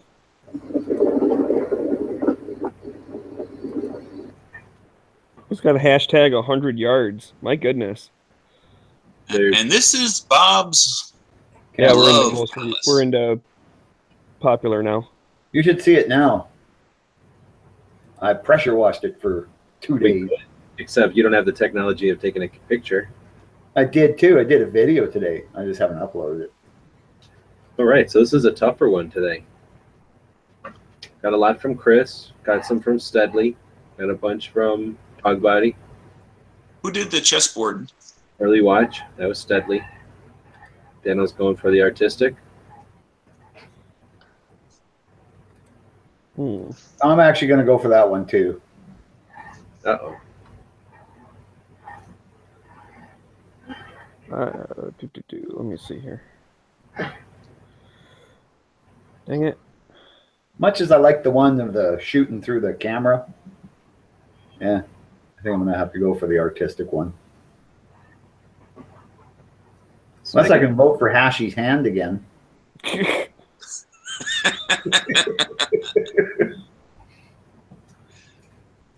You like a woman with a good grip. Snaggy. Who doesn't? I'm gonna go with the. Geez, I don't know. I'm having trouble. Do you know which one you like? I might have to wait. I'm going with this one, the hat with our logo on it. It's multicam. Got a Yeah, brace. I was actually leaning towards that one too. So let's go with that one. 2 versus 2. All right, Showdown. the audience. All right, showdown. This is happening. So if you're watching the show right now, you get to determine the fate. Which is it going to be? The one with the hat? This one? Or is it going to be this one? There goes the flag. Again, not copyrightable. That could have been any song. That could have been Smeggy. We got a lot of chess out there. I don't know if it's chessboard or maybe I think the chessboard's going to win it. They could be talking about chess. So I'm not exactly sure what they're talking about. Oh. Yeah, because I mean, Cycle's saying chess, guns with pawns. I mean, that picture, the guns are not the pawns, right? I mean, the bullets are pawns. Chessboard. So, hat. Maybe this all means hat. Dog body says chessboard. When you're an operator, you have to think 3 moves ahead. Oh. That was pretty clever. Not sure what the space clock is, but okay. Dano ain't got time for now. He's 3 steps. You know, here's the problem. These guys are trying to write cheese board. That's what it is. There's no cheese. That was last week. Oh, well, chess is a breast one, he says. So I like that answer. Yeah, I think chessboard wins. Yeah. Yeah, definitely the chessboard's winning this one. So, steadily, very well done. Checkmate, so to speak. Yes, steadily deadly. Way to go. All right, so there we go. Now we have a winner. You can lord it over everybody that you won the hashtag Daily Gun Show Showdown picture of the week. Smeg, you got a special effect for this one? No. I feel like, we should put a disclaimer out there. We're not responsible if, because of all the ladies, that you get into trouble with your wife or significant other. It's not our fault. That's just one of the consequences of winning. Yeah, when you do win these, you do tend, like every good-looking lady will recognize your cameramanship and will want you to taking her picture in lingerie, usually. Exactly. That almost always happens inevitably. So, again, be warned now. Yep. And it's not my fault if your lady has big hands. Oh my god! Hey, we got to vote in for the hat. All right. At least it wasn't a shutout. That's all I'm saying. The cheese board still wins, but at this point, that was a classy picture that took a fair bit of work. We should probably move along into the next segment of the show, which will be the gun movie. And I don't know what this movie is. Charlie Varick. Every day we try to feature a gun-related movie, one you might not have seen in a while. Anybody seen this one? Charlie Varick. Yeah, I remember seeing it. It was kind of like a chase movie, shoot 'em up. It was pretty good. Charles Bronson was in it, I think. Well, it says it's 1973, so it's automatically going to be good. And then Walter Matthau. Oh, okay. John Don Baker, who is a guy from, I don't know who this guy is. He is the guy from lots of movies, including Congo. He was the bad guy in Congo. And there was something more bigger than that. Anyway, looking through his. A man, his wife, and their friend stage a bloody bank robbery, unaware they are stealing money from the mob. I mean, I just look at the picture, and now I realized when it came out why I never bothered to see it. Because you don't like Walter Matthau? Well, first of all, he doesn't make a plausible tough guy in any way, shape, or form. It's also not, like, I don't know, very believable. No, I think it's almost a comedy. Not so crime drama thriller, but it is. It's like a mishap type of thing, if I remember it right now. Well, and he flies an airplane at one point, I think, a crop duster or something. Yeah, there's a biplane in the picture. Yeah, but I don't know why I thought it was Charles Bronson, though. I think I get those two confused all the time because they're both like this ugly. Yeah, Walter Matthau, Charles Bronson, kind of the same thing. Always They're both really ugly men who became actors. Okay. now we've definitely offended a good portion of the audience who thought Martha Matt Bow was good. So, all right. So hang on, I got something in here for the awards, and apparently it won a BAFTA award. But when I glanced at it, I saw a B, AFT, and I was like, what? It won an award from the ATF? But it's not with an E, and the T and F are backwards. But I just glanced at it and was like, why is the Bureau of Alcohol, Firearms, Tobacco, and Explosives giving out awards for movies? Sometimes I find that when a thought comes to my head, it's best to keep it there. Yeah, probably for you. All right, so I'm not giving it any thumbs because I don't remember it. Anybody else giving it any thumbs? 0 thumbs. I'll give it 2 thumbs up. Sit down. Stop it. Yeah, stop it, Okay. Bob. Quit giving thumbs out. Yeah, I have absolutely no knowledge of it. Like you said, it does kind of seem like kind of a comedy, well, like a bumbling, like, oh, whoops, then this happened. Because, I mean, the tagline was, when he runs out of dumb luck, he can fall back on his genius. Yeah. So I guess a bunch of, like, mishaps happen. Yeah, exactly. Like, these guys were actors, and they were like, oh, you're, like, people like you in that role, so why don't you do a movie where you're somebody else, but you're still that role, right? So he's like that Columbo-ish kind of. It's the Odd Couple meets, It's the Odd Godfather. All right, well, that's our movie. I think somebody recommended that one, so thanks for doing it. It says it's got 7 out of 10 stars. It's made in 1973, so I know I'm going to like it because it's going to have all kinds of old cool cars in it and whatnot. And You want to know what guns are in it? I'm guessing there's some guns, right? That's why somebody recommended it. Yeah, there's a handful. So it's got the Colt Python, Smith & Wesson Model 29, 28, 36, an Ithaca 37, and an M1 carbine. And that's all that's Some listed. interesting revolvers. What caliber was the Model 28? I don't know. Anybody know? 357 Magnum. Uh-oh. What a coinky dink. Goodness. If I didn't know Daniel better, I would say he set that up, but I know he was just legitimately asking. 357. And to think kids paid for that music. Don't make fun of Metallica. That's a good thumb. So anyway, we're going to move along, I think. We all acknowledge the movie exists, and we've talked about it. We thank you for the person who ever sent that in, and we will talk about No Escape with Owen Wilson tomorrow. And the day after that, we'll talk about Telephone with Charles Bronson. And then it'll be the next week. He's a handsome guy. Isn't that the guy So, Daniel, but then I've seen you, so yeah. Isn't he the guy in The Odd Couple? Dano? I didn't even know Dano acted. All right. So we try to recommend a movie every day. The idea is that you're sitting around watching Netflix or Amazon, you got a couple hours to kill, and maybe if you listen to the show, we remind you of some movie that's worth digging into. I don't know if that's one of them, but there's lots of old 70s movies.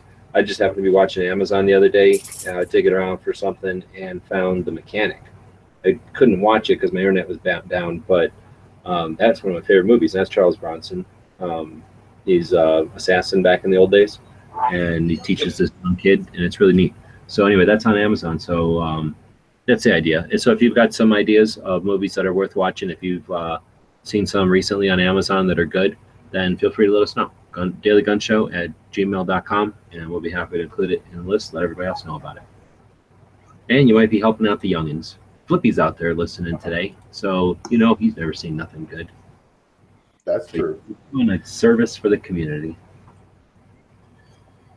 All right, so go ahead, Pano.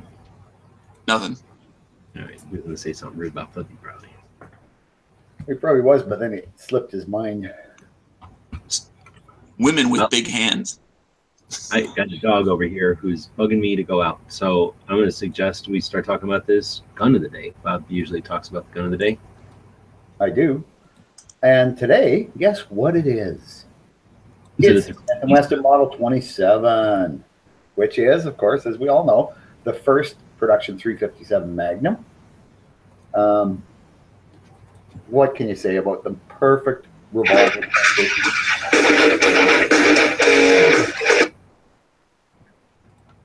The perfect revolver. Apparently, Oro is done going pee. No, I just had it because he said 357 Magnum. It's our theme today. All right. But what a gorgeous revolver. I mean, and you know, the cartridge goes without saying. Everyone knows it's the best in the world for a revolver. But what a beautiful gun. I mean, Smith & Wesson just makes a classy, functional revolver, and this is the first production 357 Magnum. It's a wonder, and we should all praise Smith & Wesson at this moment. Moment of silence for 357s. I know what you guys think about them. I love it. What do you think? Well, let me tell you, as a revolver expert, I will say it's all right.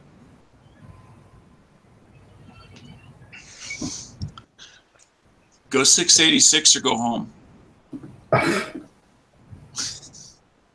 Well, no, why is that, Dano? Because that's the way I feel. I emote. I am an alt-right. What? Okay, Dano's kind of gone off the deep end. Yeah, I'm a little confused what that has to do with a 686 versus a Model 27? Yeah. That's what we're talking about? Because it's about my feelings. I feel the 686 is superior. Oh. You're wrong, Okay. though. Because this is the original. We always know that the first one is the best one, no matter what you're talking about. Well, I don't know about that because I have an older sister. I'm a second child. Was your first? Yeah. That's really No, but I'm just saying that 27 is a 357 in a 44 frame. Is that why there's this big gap in the front? no. It's because that's the way Smith & Wesson decided perfection was going to look. I'm not a big fan of that gap. What if you get a twig in there or something? Oh, that never happened. Whatever. Hey, don't worry. In the history of the world, that never happened once. You know. No, and even if it did, the superior mechanism of the Smith & Wesson would just crush any twig or Superior mechanism. What if it was an iron bar, a coat hanger or something? wouldn't matter. It would just crush it and shear through it by its pure perfection. What do you think? It's a mechanical rock crusher? Yeah, basically. Yeah, it's always going to work. Always. It's perfect. So it's the Glock of the revolver world. Is that what you're saying? Well, pretty much. Plus, it's a 357 Magnum, and it's the first production one. So His index finger is so strong that he could actually crush a rock. It's the original. That means it's the best. Yeah, because there's never a time where someone makes something and then they look at it and say, "Oh, well, we could have done this a little bit better." So then they make a second version that's a little bit better. Would you like an Etzel? They're always the best ever. Well, then how come when they still make new guns? How come they stopped making Etzels? Because people weren't smart enough to buy them. They were wonderful cars. Yeah. My brother had about 7. What about Tuckers? How come they stopped making Tuckers, Bob? Too expensive. Yeah, Tuckers are cool though. I won't follow you on that logic because Tuckers are pretty cool. But anyways, no, I don't know. It seems like an okay revolver, I guess, but I'm not going to say it's like the best one ever. Yeah, if you ever get a chance to shoot one, Smeggy, shoot one. They are just gorgeous to shoot. It just feels right in your hand. It's got some heft to it, so it kind of tames that massive 357 recoil a little bit. And yeah, it just makes it totally pleasant to shoot and really a good shooting gun. All right, so in real life, what are we talking? Is this one of those you're paying $1,000, or is this one of these you can get it for $300 if you keep your eyes open? I don't know, haven't bought one in years. All right. It looks like we are corking CloverTac. So CloverTac is live now. If you're getting sick of us, you can head over to CloverTac over on Gun Channels and listen to that show. And I guess we might as well do gun. Are we done with this gun? Yeah. Might as well. Yeah. Well, I could go on and on about it, but I mean, it's not a Model 20. I feel like we should probably say something about the 357. I don't know if anybody has anything prepared, but you know, it's not an anniversary of the cartridge or anything, but it is yesterday was the episode 357. But as we're talking about it, I figured I'd follow through with Gun Channels tonight. So it's Wednesday on Gun Channels, which means there's our show. Before our show was the Early Watch. We highly encourage you to listen to that show. It's a long show that's on in the mornings, most of the daytime actually over on Gun Channels. It ends just as our show starts up, and now I've been running a little bit long, I think, or we're going to end up running a little bit long today. Clover Tech starts up and then runs until Never Enough Ammo starts up, and then Never Enough Ammo will be on tonight. And then tomorrow again, over on Gun Channels, you can listen to Good Morning Gun Channels, hosted by Sean Ponnery, with Tony and all the early morning gang.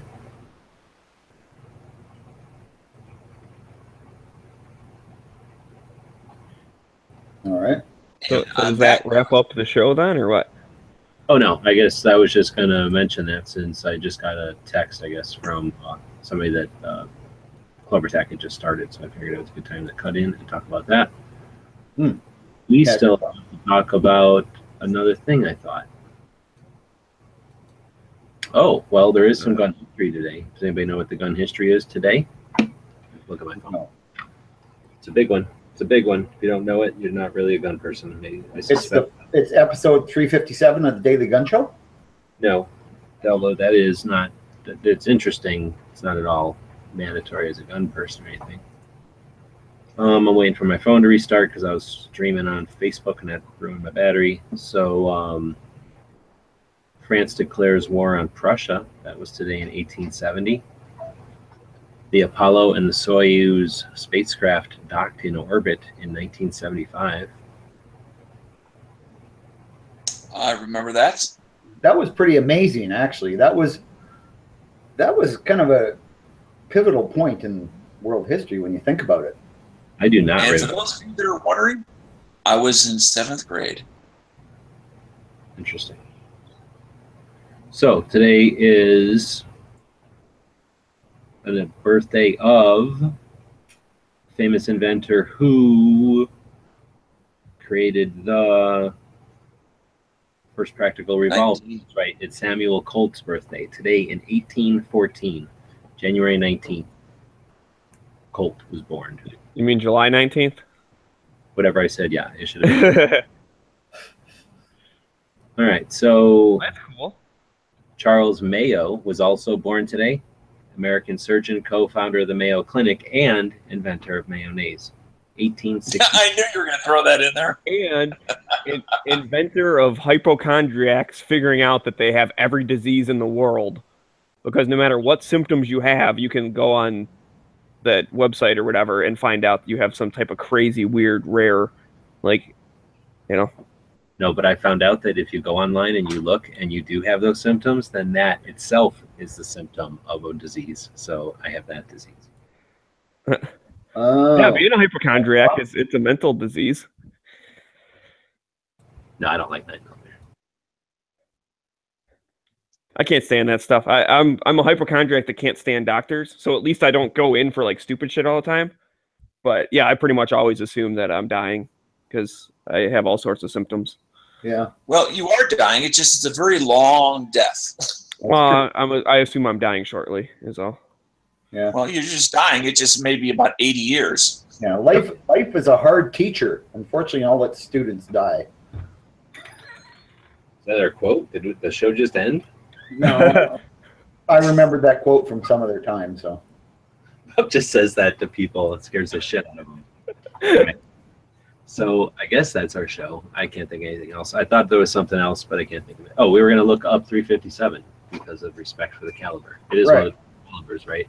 So 357. Type it in here. See what the internet says. At least the internet has some respect. It's literally the first thing when you type in 357.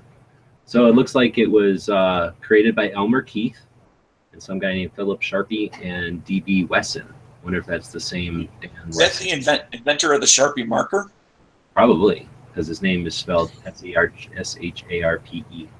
See, let's see. Of firearms manufacturers, Smith & Wesson and Winchester. So I guess they were all firearms manufacturers. It's based on Smith & Wesson's earlier 38. The 357 was introduced in 1934.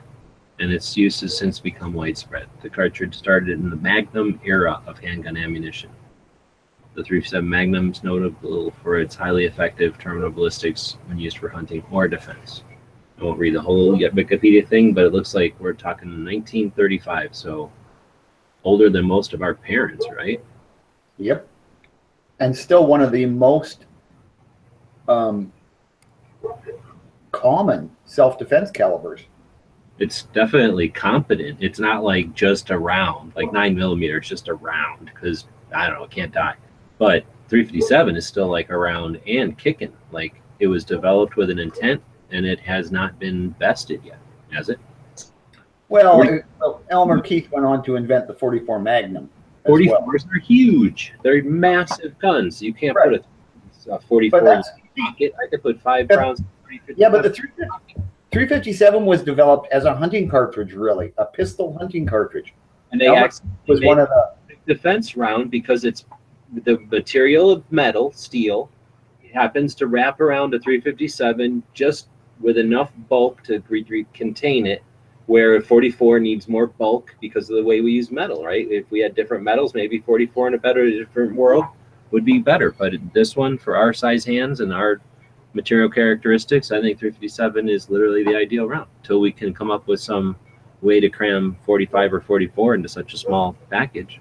No, I agree. I agree. I'm just saying that Elmer Keith went on to develop the 44 Magnum as a, the next step up because he was mostly looking at hunting with handguns. The fact that it did become the premier defensive round was because of just the ballistics, the pure performance of the round made it perfect for a self-defense round, as well as it was just the perfect size round, like you're saying, and then for what the hunting thing, the 44 Magnum is perfect because then you can have those big stupid guns. But if you want a nice compact self-defense gun that still packs a hell of a wallop, 357 Magnum is the only way to go. Name another caliber that, except for maybe 22, is effective in a revolver and a lever action and a semi-auto pistol. It's not like stupid 22. Because of the Deagle. Because of the Deagle and the Kunin, there's quite a few 357 Magnum. I mean, there's not a ton, but there's a couple of 357 Magnum. There's 2.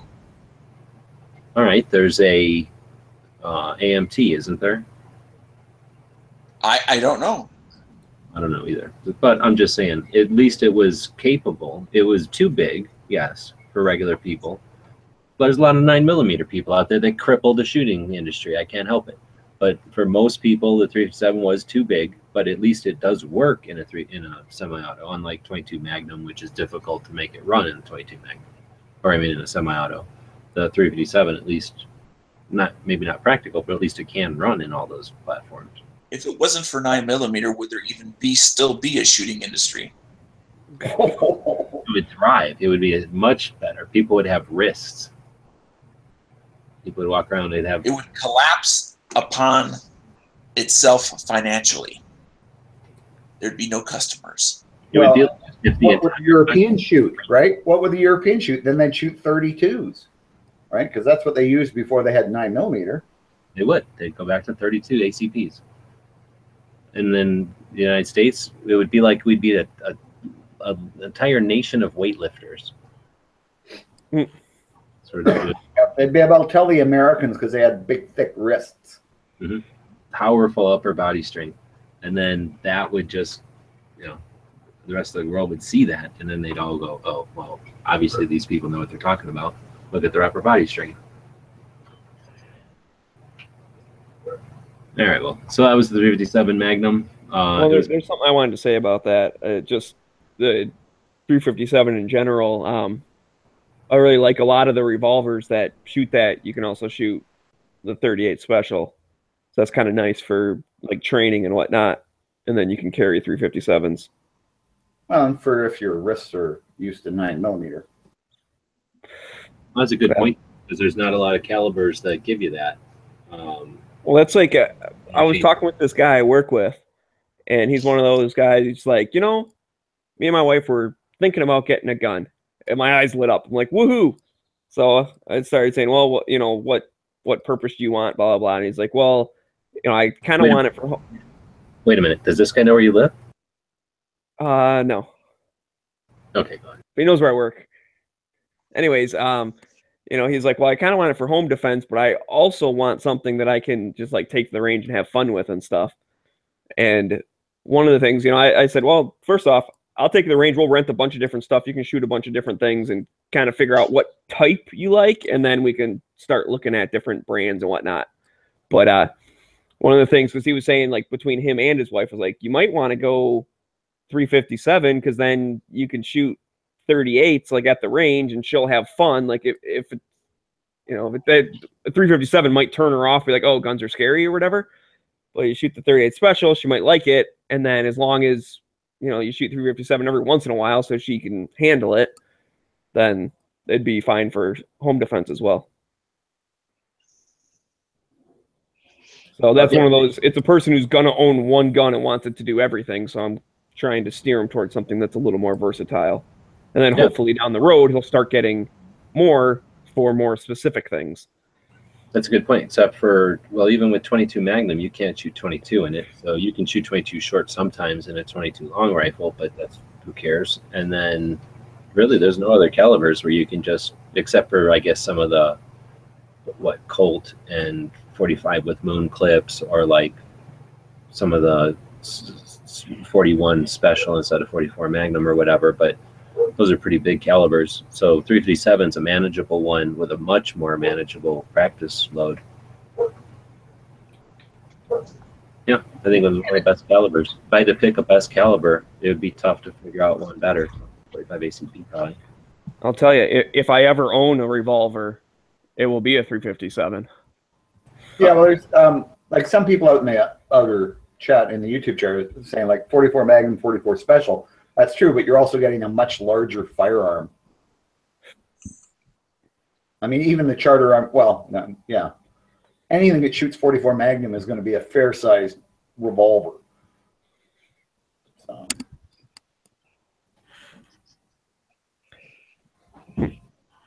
But it does give you that, you know, if you have a woman with big hands like Dano is all into, yeah, you could have something built on the large frame revolver frame, and she could shoot 44 specials, and you could shoot like man's rounds, magnums. So, although if her hands are that big, 44 for him, 357 for her, him and hers. Well, certainly, but you could also just be sharing the one gun, like the person that Smeggy was talking about with his wife. You know, she's going to shoot 38 specials at the range, so it's nicer and more pleasant to shoot, and then they're going to use 357 for home defense. He'll probably shoot 357 at the range, you know. And so you could do the same with 44 Special and 44 Magnum, because you're going to have a larger revolver that's got more weight to it, but you're going to need one of those women with the mythical large hands. So anyways, that's a pretty cool round. I've also been considering getting a lever action, and I kind of like the idea of having a 357 in a lever action. So then that will go well if I get the revolver, right? Because then I'll have multiple guns with the same caliber, save on buying ammo.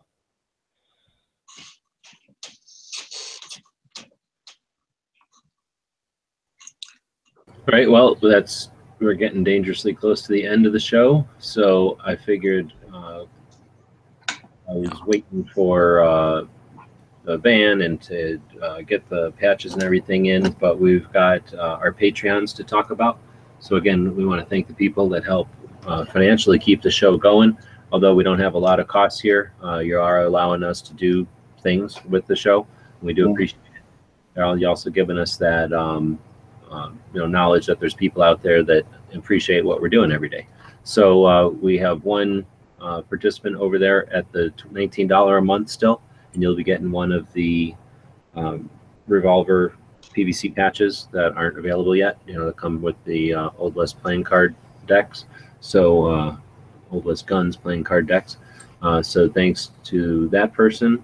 And then we have the random giveaway to do today too. So we've got 1, 2, 3, 4, 5, 6, 7 people. I'll go over to random over here,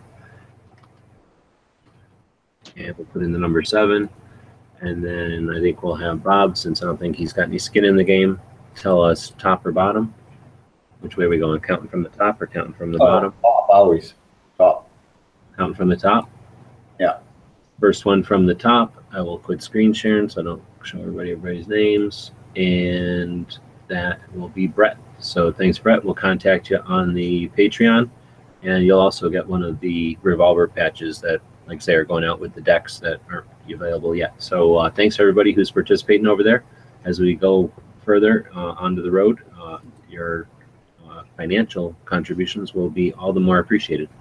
So we don't mention that enough. And again, on the second day of the month, we get together and open up the show for our Patreon supporters to give us some suggestions for the show. And a lot of times when the show is, as we're getting ready, we'll open it up maybe sometimes even an hour ahead of time, depending on what's going on.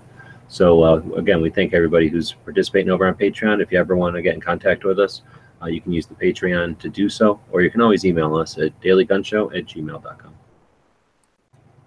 So I guess unless you guys got anything else, we'll see you all tomorrow. Hasta la vista, baby. I just want to mention it's good to be back. I've been missing all you guys. Right on. Yeah, it's good to have everybody back again. Me and Bob were running it by ourselves for a while there. Kind of got a taste of what it was like back in the olden days. Yeah. Sorry. Tomorrow is episode 359. We're back on regular numerical track, or whatever it would be called. It's a Thursday, so we'll be talking about CCW. For our CCW topic, of course, online training for states with open carry of guns. Is there training on this for those that will get some help on it? For states with open carry of long guns, is there training on this for those that will to get some training on it? So are the people who are open carrying long guns getting any kind of training for open carrying? That's an interesting subject. The gun stuff segment tomorrow is stuff you leave in the car for going shooting. And they were talking about that on the early show today, I think. So stuff that you might leave in your car all the time because you go to the range so often that there's no point dragging it back and forth into your house. Maybe because you don't want to tell your neighbors you're a gun guy. The training segment, do you take advantage of trainers that offer an annual or that anal alumni weekends, but free? Or wait, do you Who typed that? Do you take advantage? Freedom but free what? You take advantage of trainers that offer annual alumni weekends for more or free. I don't know. Do you take advantage of trainers that offer an annual get-together? Is what I think we're talking about. So I guess nobody wanted to talk about like some cough medicine as you were typing this, or what?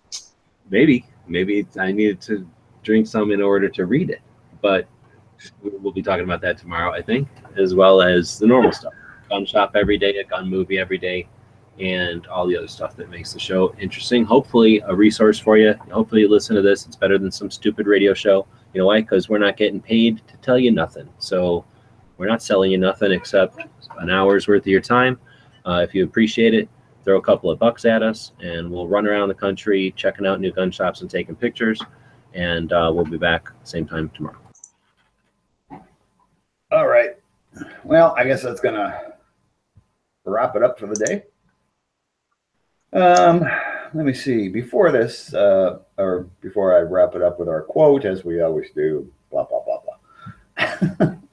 blah. Anyway, I want to remind everybody: please like, share, subscribe. Got to get the word out, get more people listening, get hopefully more Patreons and all that fun stuff. On that note, we'll just end this with our quote, and it's by William Pitt the Younger. Necessity is the plea for every infringement of human freedom. It is the argument of tyrants. It is the creed of slaves. And on that cheery note, I'd like to thank everybody for watching and listening, and we'll talk to y'all tomorrow. I got a flood alert and my phone locked up. So The guys and gals at gun websites would like to remind you to take a training course every single day and listen to Daily Gun Show every single day. Thank you for watching dailygunchannels.gwebs.com. Well,